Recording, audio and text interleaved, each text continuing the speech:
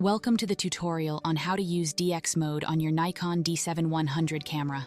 Want to use your crop sensor lenses on your Nikon D7100 without any hassle? Just switch to DX mode and shoot without worrying about vignetting. Method 1. Using the menu.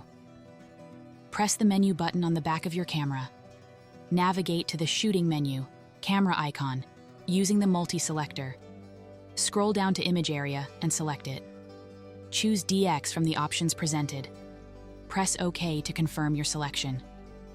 Method 2. Using the I button. While in live view mode, press the I button. Use the multi-selector to navigate to image area.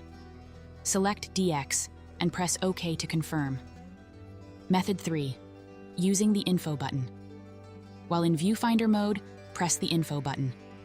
Then press the I button to highlight options. Use the multi-selector to select the image area. Choose DX and press OK to confirm. Thanks for watching. If you found this tutorial helpful, please remember to like and subscribe. You can discover more tips and tricks for this camera in the playlist linked in the description below.